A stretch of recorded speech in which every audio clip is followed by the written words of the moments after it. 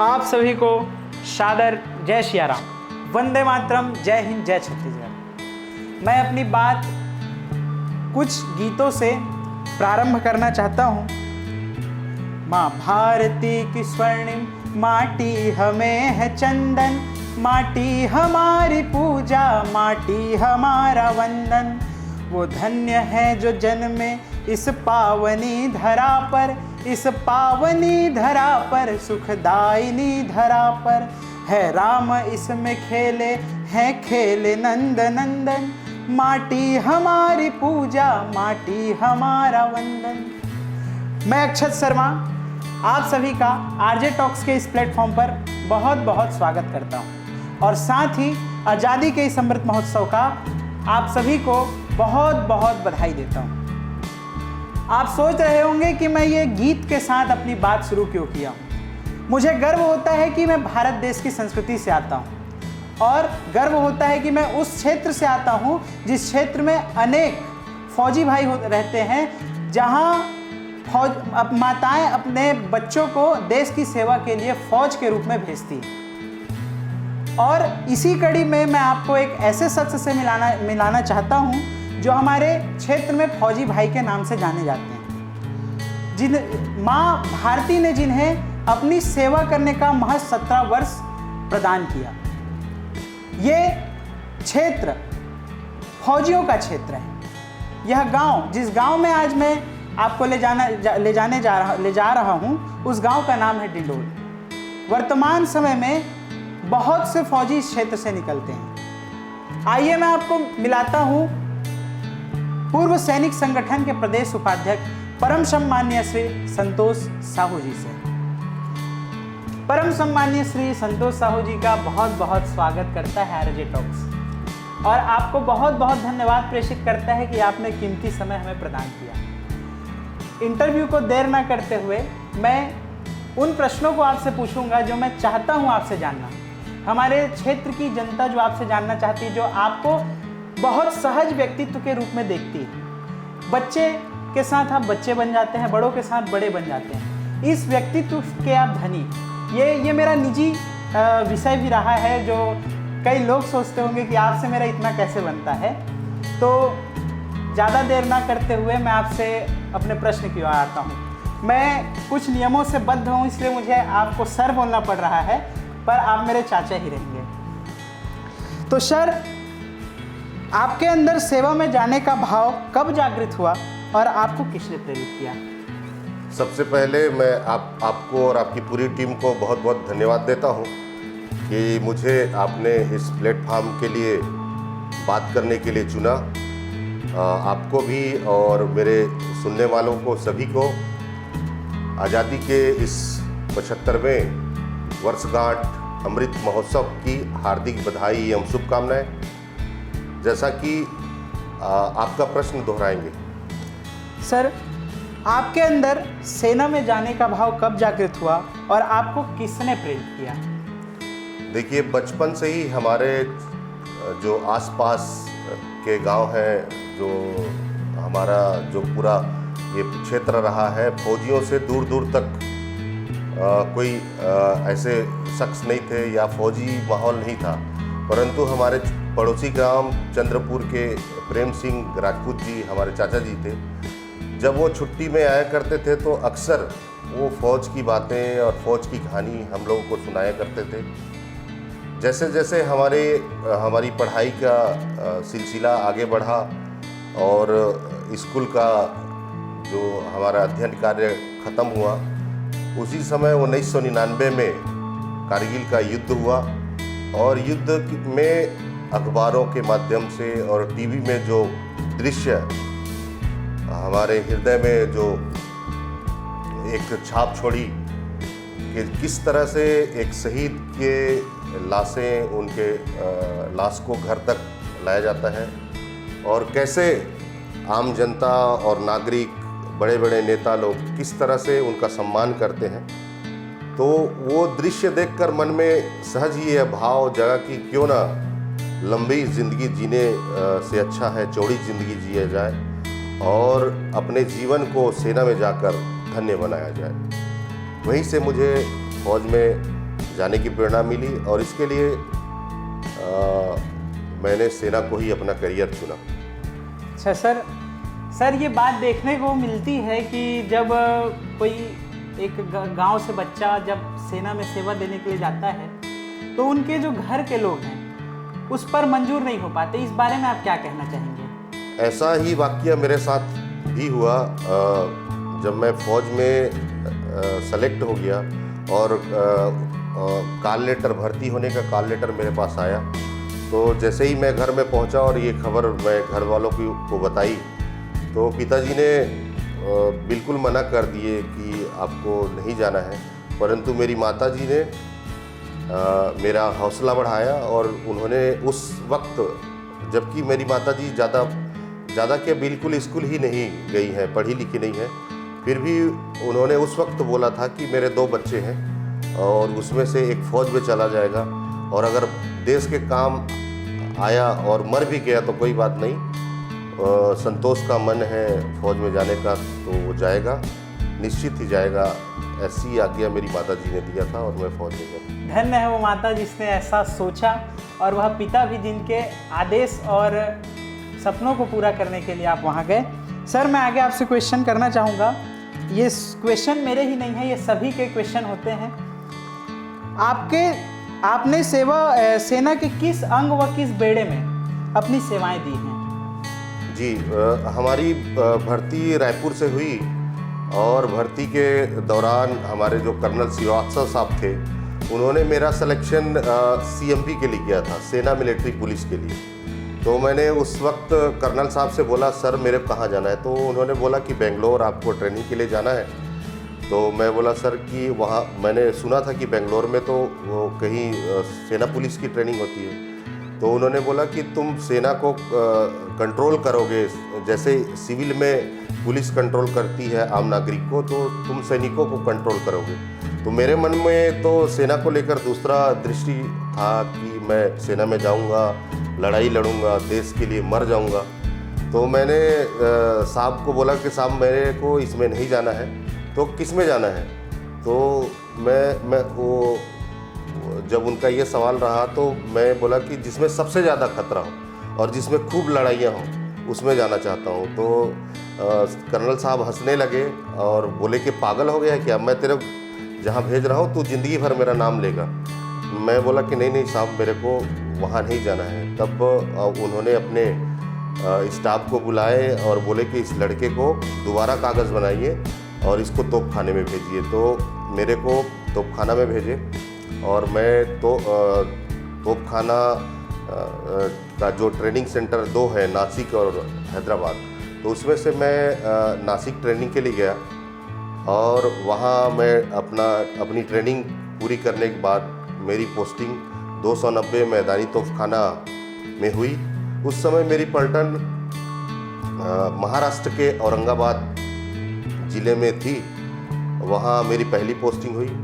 वहाँ से फिर आगे की जो पोस्टिंग है, हमारी पोस्टिंग पूरी बटालियन का एक ही साथ होती है। तो लगातार मैंने अपनी पलटन के साथ ही सेना में नौकरी की। इसके मुख्य जो जहाँ मैंने नौकरी की, जैसे पूरे 17 साल के सेवा के काल के दौरान मेरी 9 साल, लगभग 9 साल जो मेरी सेवा काल थी वो जम्मू एंड कश्मीर की रही है। इसमें से हम लोगों ने द्रास, कारगिल, श्रीनगर, बारामूला, अखनूर, सांबा, वैष्णो देवी में भी मैं रहा हूँ। ऐसे विभिन्न क्षेत्रों में सेवा का अवसर मुझे प्राप्त हुआ।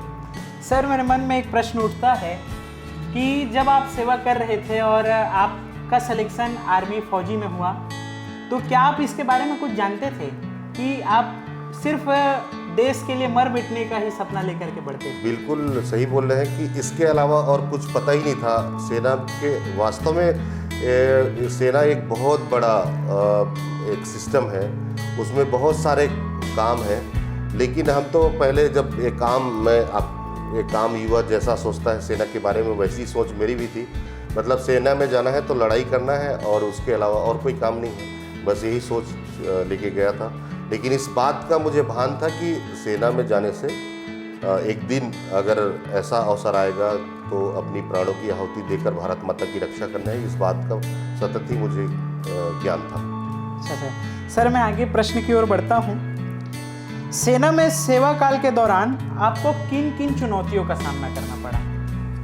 देखिए, सेना तो है ही चुनौतियों का सामना करने के लिए, और एक सैनिक की ट्रेनिंग इतनी अच्छी होती है, भारत की सेना की ट्रेनिंग इतनी तगड़ी है कि वहाँ आपको आपके अंदर से जो डर भावना रहती है, डर का भाव रहता है, वो पूरी तरह से मिट जाता है। और आप जब अपने प्रोफेशन में, अपने जो सैन्य शौर्य जो आपके जो सेना के कार्य हैं उसमें पारंगत हो जाते हैं, तो आपके अंदर वो डर की भावना नहीं रहती। तो जो भी चुनौतियां हमारे सामने आती है उसका आप बहुत ही सहजता से मुकाबला कर पाते हैं। एक बात रहती है कि जैसे जैसे जैसे नौकरी आगे बढ़ती है, पारिवारिक जिम्मेदारियां बढ़ती है, तो हमें क्या, एक तो सेना की जिम्मेदारी होती ही है, साथ ही परिवार की जिम्मेदारी बढ़ने के साथ ही थोड़ा नौकरी में आगे चल के जो सेवा में थोड़ी सी दिक्कत आती है।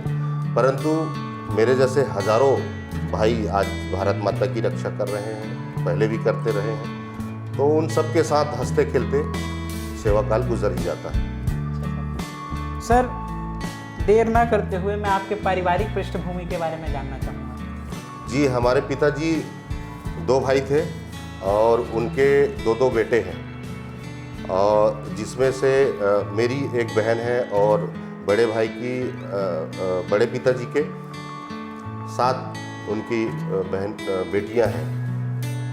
और पिताजी और बड़े पिताजी अलग अलग काफ़ी दिनों से अलग रहते थे, हम लोग जब पैदा नहीं हुए तब से ही। और उनके दोनों बेटों में से मैं एक, और बड़े पिताजी के एक बेटा, वो भी दोनों हम लोगों ने तोपखाना में ही फौज के लिए हम लोग गए। और मूल रूप से हमारा परिवार जो है कृषक परिवार से है, एक सामान्य मध्य वर्गीय परिवार है। आप अपने वैवाहिक जीवन के बारे में कुछ बताना चाहेंगे? जी, मेरी शादी जो है 2001 में भारती साहू से हुई है, और वो मैं सौभाग्यशाली हूँ कि उनका साथ हर सुख दुख में बराबर का मिला। कितनी भी जीवन में चुनौतियाँ आई, उन्होंने हर तरह की चुनौतियों में मेरा हौसला बढ़ाया। सेना सेवा काल के दौरान भी जब भी ऐसा वाक़या आया, जब कभी मन छोटा हुआ, तो जब उनसे बातें की तो उन्होंने मेरा हौसला ही बढ़ाया, और हंसते खेलते आज भी ज़िंदगी गुजर रही है। जी सर, आपकी शिक्षा दीक्षा कहाँ संपन्न हुई? मेरी प्रारंभिक शिक्षा इसी गांव में 5वीं तक की हुई। उसके बाद 6वीं से 12वीं तक की पढ़ाई मेरी लोरमी के हाई स्कूल में हुई।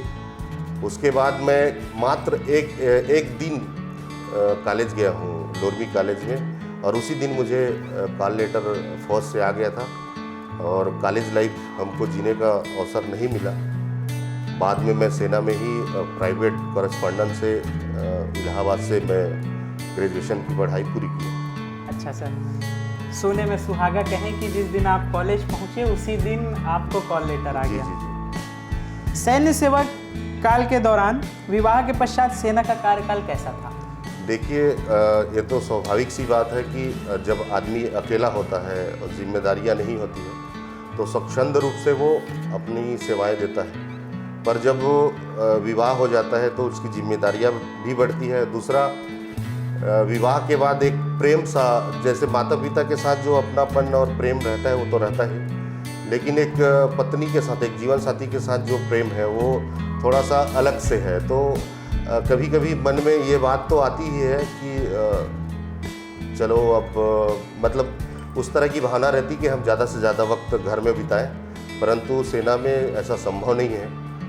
मैंने कोशिश की है कि जहाँ भी मौका मिला है सेना में साथ रखने का, तो घर वालों के अनुमति से मैंने साथ में अपनी पत्नी, अपने बच्चों को रखने की कोशिश की है। लेकिन थोड़ा सा पहले से थोड़ा सा अंतर पड़ता है, थोड़ी मुश्किलें तो आती हैं, स्वाभाविक। 17 वर्ष के सेवा काल के दौरान आपको अनेक क्षेत्रों में जाने का अवसर प्राप्त हुआ है। कुछ क्षेत्रों का यदि आप नाम बताएं।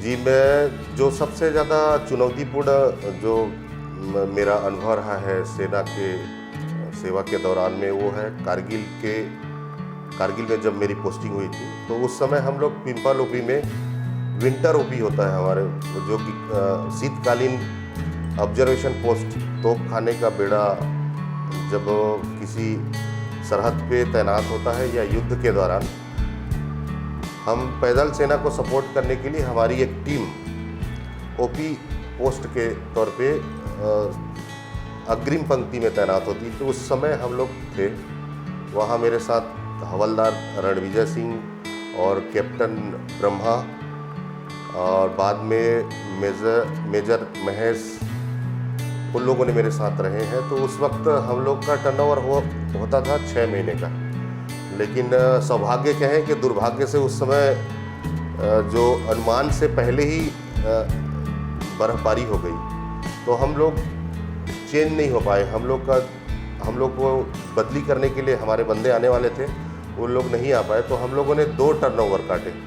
और उसमें ऐसा रहता है कि वहाँ -56 डिग्री टेम्परेचर तापमान होता है, वहाँ लगभग ready to eat dry fruits वगैरह वही खा के हम लोग रहते हैं। कभी कभार जब हेलीकॉप्टर से हमारे कुछ नीचे से जो बंदे आते हैं, कुछ राशन सामग्री या ये जो सेना की सामग्रियाँ या दवाइयाँ पहुंचाने के लिए, तो साथ में हरी सब्जी लाते हैं कुछ। तो वो जब वो आते हैं, तो वो जिस दिन अगर वो धनिया और टमाटर की चटनी मिल जाना, तो ऐसा लगता है कि आज त्यौहार है। और चुनौती इसलिए कि वहाँ सर्दी इतनी ज़्यादा होती है कि वहाँ सामान्य तौर पे जिंदा रहना ही बहुत कठिन कार्य है। दैनिक जीवन जैसे हम लोग को अपना दैनिक निवृत्त होना है, वो भी एक चुनौती है वहाँ। तो वो एक चुनौतीपूर्ण था, लेकिन गर्व इस बात का था कि हम लोगों के मात्र 250 मीटर में पाकिस्तान की पोस्ट थी और सामने पूरा माइन बिछा हुआ था। और 1999 के कारगिल युद्ध के दौरान के जितने साक्ष्य थे, वहाँ के जो पाकिस्तान सेना के बहुत सारे भंडार वहाँ आज भी पड़े थे, और वो सब चीज़ देखने को मिला। और वो भी एक अवसर था, क्योंकि ऐसे सामान्य लोगों के भाग्य में ये सब चीज़ें हैं नहीं, और ऐसे समय में रहना अपने आप में एक गौरव की भी अनुभूति कराता है। और मैं सौभाग्यशाली हूँ कि ऐसा सेवा करने का मुझे अवसर मिला। हम सौभाग्यशाली मानते हैं कि इस बात को सुनने का हमें अवसर प्राप्त हुआ। सर, मैं आपसे जानना चाहूँगा कि एक गांव से एक आदमी का इस सेवा में जाना कैसे संभव हो पाया? देखिए, वास्तव में अगर एक बात बोलूं कि फौजी बनाए नहीं जाते, पैदा होते हैं, तो इसमें अतिशयोक्ति नहीं होगी। उसको सही दिशा देने की आवश्यकता होती है। इंसान के अंदर से ही वो संस्कार होते हैं, चाहे आप अगर पूर्व जन्म में विश्वास करते हैं तो भी। नहीं तो ये तो मैं मानता हूँ कि वास्तव में कहीं न कहीं हमारे बड़ों का आशीर्वाद रहा, जो मुझे सेना में जाने का अवसर प्राप्त हुआ। हमारे गांव में मेरे से पहले कोई भी यहाँ सरकारी सेवा में नहीं था। सौभाग्य से मुझे यह अवसर मिला। मेरे से ही यहाँ सभी लोग, बाकी लोग ने सेना में गए, कुछ टीचर बने, कोई अन्य सरकारी नौकरी में गए। तो ये मेरे लिए बड़ा सौभाग्य का बात है कि मुझे यह अवसर मिला आज़ादी के इतने साल बाद कि मैं सरकारी सेवा में गया। ऐसा नहीं था कि हमारे गांव में पढ़े लिखे लोग नहीं थे, पता नहीं, लोग जाना नहीं चाहते थे या जो कोशिश करते थे उनका नहीं हो पाता था, पर सौभाग्य से मुझे ये अवसर मिला। मैं सुना हूँ सर कि आप अपने ग्राम के प्रथम सरकारी सेवक रहे हैं, और आज ये गांव जो है फौजियों का गांव कहना अतिशयोक्ति नहीं होगी। तो आपके पास डेटा है क्या कि कितने लोग यहाँ से फौजी बन चुके हैं? जी, हमारे गांव में अभी हाल में 8 लोग सेना में हैं, और कुछ लोग सेवानिवृत्त होकर दूसरी नौकरियों में चले गए हैं, कुछ लोग अभी भी भारतीय सेना में नौकरी कर रहे हैं। और पूरे मुंगेली ज़िले में सबसे ज़्यादा फौजी होने का गौरव हमारे डिंडोल ग्राम को ही प्राप्त है और अभी शायद और बच्चे जो आगे कोशिश करेंगे तो इस तमगे को संभाल पाएंगे, नहीं तो और कोई ना कोई गांव इसको और लीड करे। सर ये तो आपके लिए गौरव की बात होगी ही, क्योंकि आप इस गांव के पहले फौज थे और आपके बाद ये गांव उस नाम से जाना जा रहा है कि मुंगेली ज़िले का सबसे ज़्यादा फौजी वाला गांव। तो स्वाभाविक सी बात है, गर्व की बात तो होगी ही। आप सेना में किस किस पद पर रहे हैं और सेवा से निवृत्त होकर आप क्यों आ गए, और आगे आपने किसी सरकारी नौकरी को क्यों नहीं चुना? ये मेरे मन में भी बड़ा प्रश्न था, क्योंकि कई प्रकार के लाभाशीन पद हैं, उस पर भी आप नहीं गए, आप योग्य थे पर भी। तो मैं इसको जानना चाहूँगा।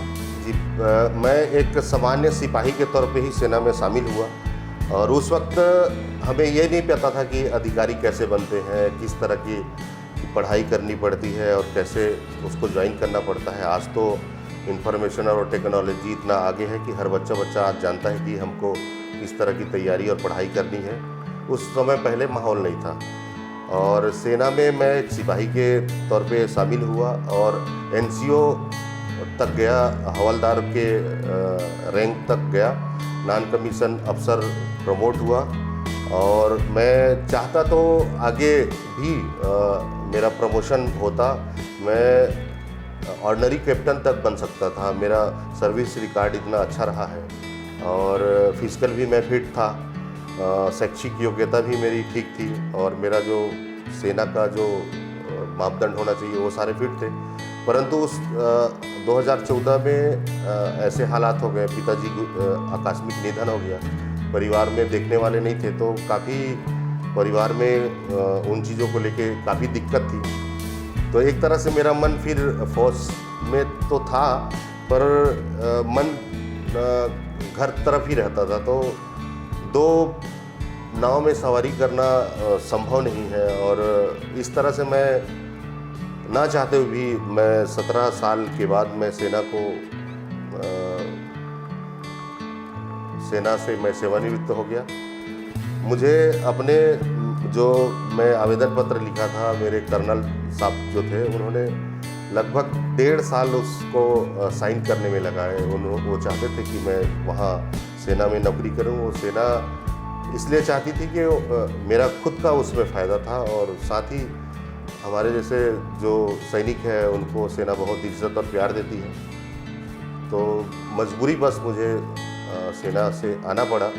और रही बात सेना से आने के बाद नौकरी की, तो मैं ग्रेजुएट था और मेरे साथ वाले दोस्त आज कोई तहसीलदार है, कोई अभी मुंगेली में ही एक चंद्रा जी हैं, वो सामान्य सिपाही ही थे, अभी वो डिप्टी कलेक्टर हैं और वो भी मेरे जैसे ही है, एक सामान्य सा सैनिक है और उनका भी सिविल क्वालिफिकेशन वही है।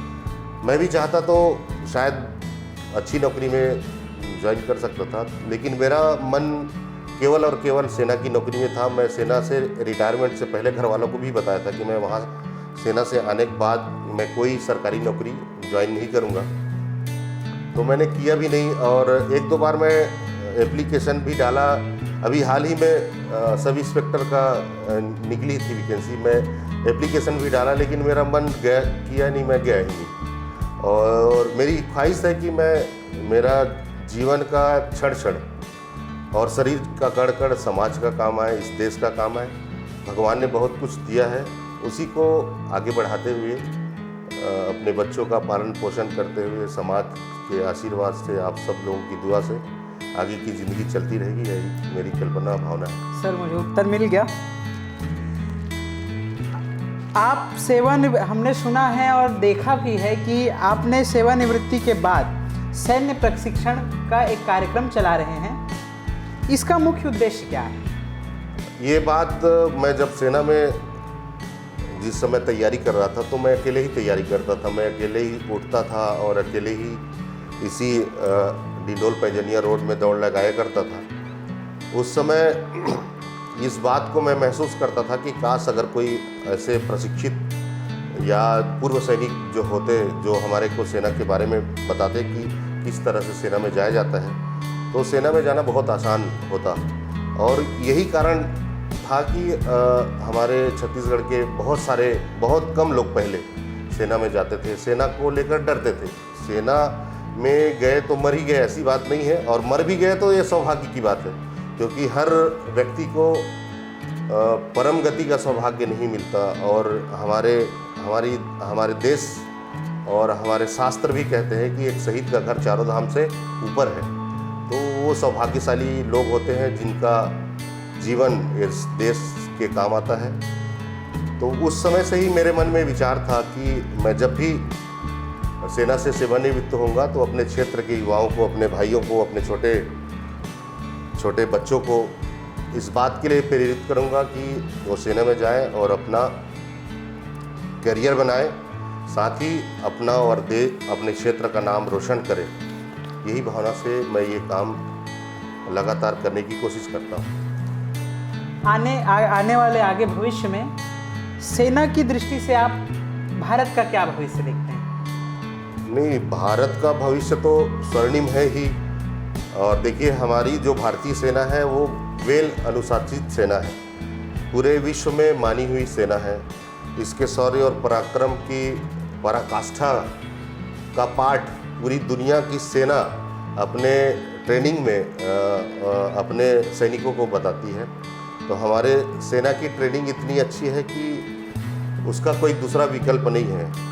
और हमारी भारतीय सेना पाकिस्तान की सेना की तरह गैर अनुशासित सेना नहीं है, एक वेल अनुशासित सेना है। देश में जब भी संकट आया है, भारतीय सेना ने अपने प्राणों की आहुति देकर, हमारे जवानों ने, हमारे अधिकारियों ने इस राष्ट्र की रक्षा की है। और आने वाले दिनों में भी, जैसा आज तो देश बदला हुआ है, पहले और आज की तुलना में सेना वही है, ट्रेनिंग भी वही है, लेकिन सेना का मुराल जिस तरह से अब करना चाहिए, क्योंकि देखिए आज ज़माना बदल गया है, तकनीक का दौर है और अनेक प्रकार के आधुनिक हथियार पूरे विश्व में आ गए हैं, लड़ाई का तरीका बदल गया है। उस लिहाज से सेना का आधुनिकीकरण बहुत आवश्यक है। और आज के वर्तमान सरकार ने जिस तरह से, चाहे राफेल की बात हो, नौसेना को मजबूत करने की बात हो, और हमारे जो ये पैदल सेना है, हमारे थल सेना है, उसको भी सशक्त करने के लिए अत्याधुनिक जो हथियार है वो विकसित किए जा रहे हैं हमारे देश में ही, और ज़रूरत पड़ने पर हम लोग विदेश से भी खरीद रहे हैं। तो क्योंकि हिम्मत है और हथियार, तभी लड़ाई लड़ी जा सकती है, और दोनों का तालमेल ज़रूरी है। अगर हथियार नहीं है और हिम्मत है तो हिम्मत भी कोई काम का नहीं है, हथियार है और हिम्मत नहीं है तब भी कोई काम का नहीं। लेकिन हिम्मत के मामले में हमारी भारतीय सेना पूरा विश्व मानती है। तो सेना के हाथ, सेना तो पाकिस्तान की तरह हमारी भारतीय सेना कभी करेगी नहीं। भारत सुरक्षित है उन सेना के बदौलत, उन सैनिकों की बदौलत, और हमेशा ही सुरक्षित रहेगी।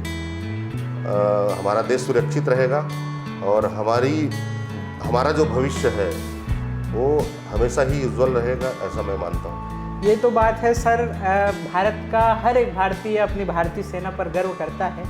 इसी बात में मैं विपिन रावत सर को याद कर पा रहा हूँ। सर, आप पूर्व सैनिक संगठन के प्रदेश उपाध्यक्ष भी हैं, सरकार तक अपनी बात पहुँचाते हैं। छत्तीसगढ़ में पूर्व सैनिकों की क्या स्थिति है, आगे की क्या योजना है? देखिए, आज से 8-10 साल पहले यहाँ हमारे जो फौजी भाई सेवानिवृत्त होकर आते थे, आसानी से उनको यहाँ सरकारी नौकरी मिल जाती थी, उनको पुनर्वास के लिए कोई दिक्कत नहीं हुआ करती थी। हमारे छत्तीसगढ़ के लोग भी सेना में बहुत अधिक मात्रा में अभी शामिल हो रहे हैं। छत्तीसगढ़ बनने के बाद हमारे को वैकेंसी भी ज़्यादा मिली है, उस लिहाज से रिटायर होने के बाद हमारे पूर्व सैनिकों की संख्या भी बढ़ी है। परंतु वर्तमान में जो अथराइजेशन है, 10% सरकारी नौकरियों में 10% आरक्षण हमारे पूर्व सैनिकों का, वो वास्तव में ग्राउंड में हो ही नहीं पा रहा है। इसके लिए सरकार, वर्तमान सरकार या पूर्व में मैं किसी पार्टी के उसमें नहीं जाऊंगा, लेकिन वर्तमान सरकार ने बिल्कुल ही इस पर ध्यान देना बंद कर दी है। हम लोगों ने बार बार इसके लिए चिट्ठी लिख रहे हैं, और बीच में हम लोगों ने बिलासपुर में बहुत लंबा आंदोलन भी किया था। और अभी हम लोगों ने अपना एक प्लान उन्होंने उनके सामने सरकार के साथ हमारी मीटिंग ही थी, तो पुनर्वास को लेकर बहुत दुर्दशा है। हमारे सैनिक आज 10,000 12,000 में security guard, private security guard, mall में, किसी के घर में नौकरी करने पर मजबूर हो रहे हैं और ये बहुत पीड़ादायक है। और ये दुर्भाग्य है इस प्रदेश के लिए, उस देश के लिए कि सैनिकों को जिन्होंने अपने जीवन के महत्वपूर्ण अवसर को देश के लिए कुर्बान किया, उन्होंने एहसान नहीं किया, लेकिन कहीं न कहीं वो आम नागरिक से अच्छे हैं, बेहतर हैं और उन्होंने कुछ किया है इस देश के लिए और उनको क्यों नहीं मिलना चाहिए। देश उनका भी है और इस देश के जो सिस्टम है उन पे उनका भी अधिकार है और उनकी भी ज़िंदगी सहज हो, अनुकूल हो, उनका भी एक नैतिक अधिकार है और इसके लिए सरकार को ज़रूर कदम उठानी चाहिए और जल्द से जल्द उनका पुनर्वास की जो योजना है उसको पूर्ण रूप से ग्राउंड में लागू करनी चाहिए। नहीं तो हम लोग आने वाले दिनों में इसको लेकर बहुत बृहद आंदोलन भी करने वाले हैं। सर, मैं ऐसा सोचता हूँ कि ये बात इस प्लेटफॉर्म से आगे तक जाए, ऐसी हमारी कोशिश रहेगी। जी ज़रूर, इसके लिए आप सबका धन्यवाद है। सेना की ज़िंदगी और आम नागरिक के जीवन में क्या अंतर है सर? देखिए, सेना जो है एक अनुशासन से चलता है। वहाँ हर जगह एक कानून है, एक मर्यादा है। वहाँ छोटे बड़े का एक उसकी गरिमा का सम्मान है। आपको अगर हुक्म मिलता है कि 12 बजे आप खा पी करके सो रहे हैं, आपकी कोई ड्यूटी नहीं है, आपको बोल दिया गया है कि ये बिल्कुल आप आराम करना है, लेकिन दुश्मन तो कोई बता कर तो आता नहीं है। तो आपको अगर 1 बज रहा है, 2 बज रहा है, 2:30 बज रहा है, रात के कितने भी बज रहे हैं और तत्काल आपको सेना के लिए सेना में आदेश होता है कि आपको इस टास्क के लिए जाना है, तो बिना सोचे 5-10 मिनट के अंदर में सैनिक रेडी होकर अपने टास्क के लिए चला जाता है। वहाँ ये तो है ही चुनौतियाँ और उन कामों में कभी कभी आपको अपनी प्राणों की आहुति भी देनी पड़ती है, लेकिन वहाँ एक ईमानदारी है। ईमानदारी इस बात का है कि आपको अगर आपको काम आता है तो आपकी इज्जत है वहाँ और आपकी प्रतिभा का मोल है वहाँ और आपके अंदर प्रतिभा है तो एक सामान्य जवान वो कर्नल तक भी जा सकता, मतलब आगे वो जनरल तक, वो बहुत ऊपर तक वो प्रमोशन पा सकता है अपने दम पर। वहाँ उसके साथ कोई भेदभाव नहीं है। एक अनुशासन भरा जीवन है और पूरे हर दिन का एक दिनचर्या का एक शेड्यूल है, लेकिन एक आम जो नागरिक का जीवन है वो उतना व्यवस्थित नहीं है और यहाँ एक अनुशासन की कमी भी है, क्योंकि मैंने देखा हूँ जो एक आम नागरिक है वो अपने नागरिक कर्तव्यों का पालन ठीक से नहीं करता है। इसलिए आज हमारे देश में ये हालत है, क्योंकि सरकार तो बहुत सारी योजनाएं लाती है, उसको लागू भी करती है, लेकिन उसको इम्प्लीमेंट करना है, उसका जो पालन करना है वो तो जनता को ही करना है, तभी हमारा देश आगे बढ़ेगा। तो मैं चाहता हूँ कि जो मैं महसूस किया हूँ कि ये कमी है हमारे आम जनता में, जो अपने नागरिक कर्तव्यों का पालन ठीक से नहीं करती। ऐसा भी नहीं है कि सारे लोग ऐसे ही हैं, लेकिन उसमें ज़्यादा संख्या इस तरह के लोगों का है। और दूसरी बात यह है कि सेना के जीवन और आम जीवन को एक दूसरे से तो आप तुलना कर ही नहीं सकते, क्योंकि वहाँ आपका काम दूसरा है और यहाँ का दूसरा है। सामान्य जो आम जीवन है उसमें थोड़ा धोखा ज़रूर है। यहाँ पब्लिकों के आम लोगों के बीच में जो एक विश्वास और एक ईमानदारी का बहुत अभाव है, जो ये हमारी भारतीय संस्कृति का और हमारा भारत का वो संस्कार नहीं है। इस पर ज़रूर सुधार करना चाहिए। और दूसरी बात ये है कि यहाँ आपको कौन आदमी कब धोखा देगा ये निश्चित नहीं है, लेकिन वहाँ सेना में वहाँ तो ऐसा है कि अगर ये पता है कि इस लड़के की नई शादी हुई है और इस ऐसे टास्क में इसको जाना पड़ेगा कि वहाँ मौत भी हो सकती है, तो हमारे ऐसे ही दोस्त लोग होते हैं जो बोलते हैं बे तू मत जा, मैं जाऊँगा इस टास्क के लिए।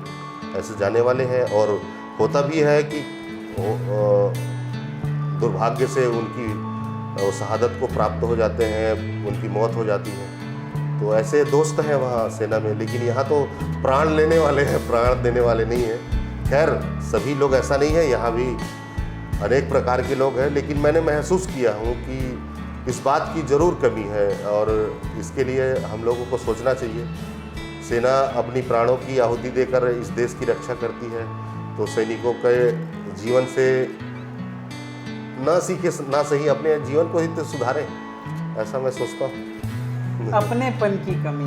जी जी जी सर, आप वर्तमान में भाजपा के प्रदेश कार्य समिति के सदस्य हैं जी जी और सक्रिय रूप से भारतीय जनता पार्टी में सेवा दे रहे हैं। जी। राजनीति में आने का आपका क्या उद्देश्य है?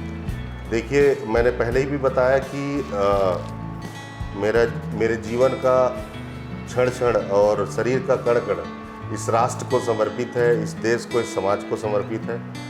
और मैं चाहता हूँ कि मेरा जो जीवन का जो ये समय है वो मेरे परिवार के साथ, मेरे स्वयं के साथ, इस समाज का भी काम आए। तो उसके लिए कहीं न कहीं एक प्लेटफॉर्म की आवश्यकता होती है। और इससे पहले हमारे जो पिताजी थे वो भारतीय जनसंघ से लेकर भारतीय जनता पार्टी के वरिष्ठ कार्यकर्ता रहे हैं। उन्होंने जब लोरमी विधानसभा में भारतीय जनता पार्टी का मतलब एक पार्षद बनना, एक पंच बनना एक सपना हुआ करता था, उस समय उन्होंने पार्टी के लिए संघर्ष किया है। तो उनके पद चिन्हों पर चलते हुए मैं भी उनके नाम को आगे बढ़ाऊं, यही बस मेरा उद्देश्य है। और पार्टी जो भी मुझे दायित्व देगी मैं निष्ठापूर्वक उसका निर्वहन करूंगा, ऐसा मेरा मानना है। सर, मैं कई जगह बात सुनने को मिलती है कि देश के लिए एक सैनिक ही सबसे अच्छी तरीके से जीता है और देश को भ्रष्टाचार मुक्त बनाने के लिए और कई प्रकार की समस्याओं से दूर करने के लिए एक सैनिक का राजनीति में आना जरूरी मैं मानता हूँ, क्योंकि उसे प्रमाणित होने की आवश्यकता नहीं होती, जो अपने जान को की बाजी लगा करके उस क्षेत्र में पहुँचता है। और आजकल की राजनीति मैं एक नीति नवनीतम में पढ़ा था, नृप नीति वारांगने अनेक रूपा। राजनीति है एक वारांगना की तरह होती है और अगर उसमें सैनिक आता है तो ये मेरे हिसाब से तो बहुत अच्छी बात है। आप इस बारे में क्या कहना चाहेंगे? देखिए, मैं आपके सवाल का जवाब दूं उससे पहले मैं एक बात कहना चाहूँगा। देशभक्त बनने के लिए ना आपको फौजी बनने की आवश्यकता नहीं, और ज़रूरी नहीं है कि जो फौज की वर्दी पहना है वो तो कहीं न कहीं वो देश के प्रति प्रेम है, आम नागरिक से अच्छा ही सोचता है, तभी वो ये जानते हुए कि सेना में जाने से मौत को भी प्राप्त हो सकती है तो मौत से नहीं डरता, तभी वो सेना को चुनता है। ऐसा नहीं है कि आपको सेना में ही जाकर ही देशभक्त होने का देशभक्त साबित करेंगे। एक आम नागरिक जो अपना काम पूरी ईमानदारी से करता है और वो अपने नागरिक कर्तव्यों का निष्ठापूर्वक पालन करता है तो वो भी देशभक्त है। वो देश की उन्नति में, तरक्की में सहज ही वो अपना योगदान दे रहा है। रही बात राजनीति में सैनिकों को आने की, तो मैं तो कहता हूँ कि हर सैनिक को राजनीति में आना चाहिए, तभी ये देश जो है और राजनीतिक पार्टियों में जो कुछ कचरे हैं वो साफ होंगे। मैं अभी जैसे ये मैं कोई पीड़ा नहीं बता रहा हूँ, लेकिन ये यथार्थ सत्य है कि अभी भी लोग जो है आप पूर्वाग्रह से ग्रसित है और आपको यह जानते हुए कि इसके अंदर प्रतिभा है और ये आगे कुछ कर सकता है, ये इसके अंदर वो काबिलियत है, फिर भी लोग आपको डोमिनेट करने की कोशिश करते हैं। ये सिविल की राजनीति है, लेकिन सेना में ऐसा नहीं है। सेना में अगर आपकी प्रतिभा है तो उसको आगे बढ़ाने का प्रयास होता है। यही सिविल में और सेना में अंतर है। और दूसरी बात रही राजनीति की, तो राजनीति में तो जरूर आना चाहिए। भारतीय जनता पार्टी राष्ट्रवाद को लेकर आज पूरे देश में जो परचम लहरा रही है, और वास्तव में आज जैसे ये जो घर घर तिरंगा अभियान आज़ादी के 75वें वर्ष में जो ये अभियान चलाया जा रहा है, ये भी उसी का हिस्सा है। तो ज़रूर ही हर सैनिक को राजनीति में आनी चाहिए और एक ईमानदारी और एक सैनिक राजनीति में कितना अच्छा कर सकता है, इसका मिसाल पेश करना चाहिए। जी आप इस सैनिक जो सैन्य आपका सेवा काल रहा है और इतनी आपको सफलताएं प्राप्त हुई है, माँ भारती ने आपको 17 वर्ष अपनी सेवा का अवसर प्रदान किया है, इसके लिए आप मुख्यतः श्रेय किसे देना चाहेंगे? देखिए, सबसे पहले तो श्रेय मेरी माता जी को ही है। शायद उन्होंने अगर मुझे आज्ञा ना दी होती और इस बात के लिए प्रेरित नहीं किया होता, पिताजी को इस बात को समझाने में सफल नहीं हुई होती कि कोई बात नहीं, सेना में जाने दो संतोष को करके, तो मैं सेना में गया नहीं होता। माता पिता का ही मुख्य रूप से श्रेय है। साथ ही जो मैं आराम से जो ये कार्यकाल, जो सेना के सेवा का कार्यकाल जो पूर्ण कर पाया और जो सफलताएं मैं जो थोड़ी बहुत अर्जित कर पाया, उसके लिए मेरे परिवार और मेरे मित्रगण और जो मेरे शुभचिंतक हैं, वही इसके लिए उनको ही श्रेय जाता है। आज़ादी के अमृत महोत्सव के बारे में आप क्या कहना चाहेंगे? देखिए, हम बड़े सौभाग्यशाली हैं कि हम लोग का जो जन्म आज़ाद भारत में हुआ और इस आज़ादी को प्राप्त करने के लिए माँ भारती को गुलामी की जंजीरों से छुड़ाने के लिए पता नहीं कितने सुभाष चंद्र बोस, भगत सिंह, राजगुरु, सुखदेव जैसे बहुत अनेक युवाओं ने अपने प्राणों की आहुति दी, तब जाके यह देश आज़ाद हुआ। आज़ादी के बाद हमारे सैनिकों ने, हमारे जवान वीर बहादुर जवानों ने आज भी और पहले भी इस भारत माता की रक्षा की है, इसकी अखंडता को अक्षुण्ण बनाने के लिए अपने प्राणों की आहुति दी है। और हम सब का भी एक नागरिक दायित्व बनता है कि उनकी वीरता को, उनकी गौरव गाथा को इस 75वें वर्ष में याद करें। और एक अनुपम मोदी जी ने जो एक प्रकल्प निकाला है, घर घर तिरंगा अभियान, जो अपने आप में सहज ही पूरे राष्ट्र को इस तिरंगे के नीचे लाकर एकजुट करेगा और पूरे भारतवर्ष में राष्ट्र भक्ति का, देशभक्ति का नई ऊर्जा का संचार करेगा, ऐसा मेरा मानना है। आप युवा वर्ग को क्या संदेश देना चाहेंगे? देखिए, भारत अब बदल रहा है और हमारे सामने अवसरों की कमी नहीं है। ऐसा कोई क्षेत्र नहीं है जहां आपको सफलता नहीं मिलेगी। सबसे पहले आप अपने आप को देखें कि आपकी रुचि है किसमें, और दूसरी बात यह है कि आप में क्या योग्यता है।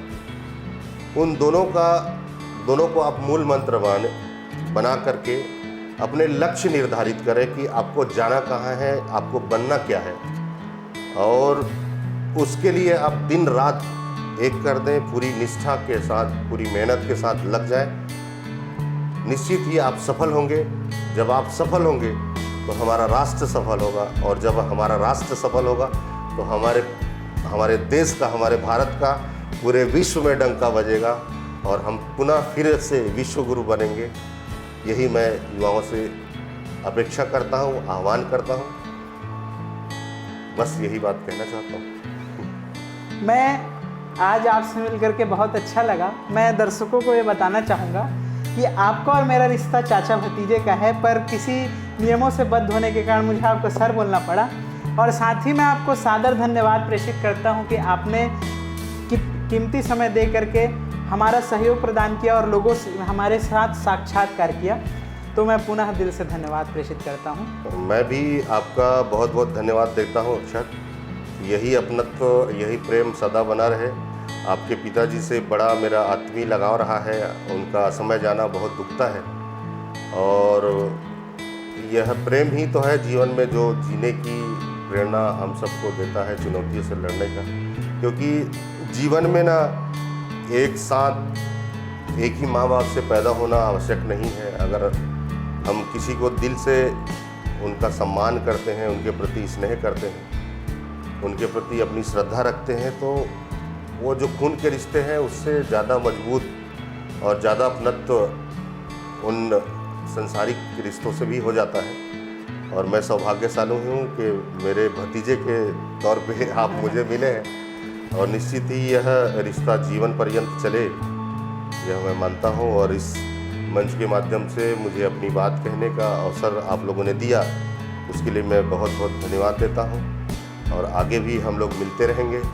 मैं पुनः आपके सुनने वालों को इस मंच के माध्यम से आज़ादी के 75वें वर्ष का, अमृत महोत्सव का बहुत बहुत बधाई देता हूँ और आप सबसे आह्वान करता हूँ कि आने वाले 15 अगस्त से पहले भी और जो ये उत्सव चल रहा है इस बीच में प्रत्येक घरों में झंडा लगाएं, आज़ादी का यह अमृत महोत्सव मनाएं और पूरे राष्ट्र को देशभक्ति से सराबोर कर दें और हम सब मिलकर इस 75वें स्वतंत्रता दिवस को एक यादगार ऐतिहासिक पल में तब्दील कर दें।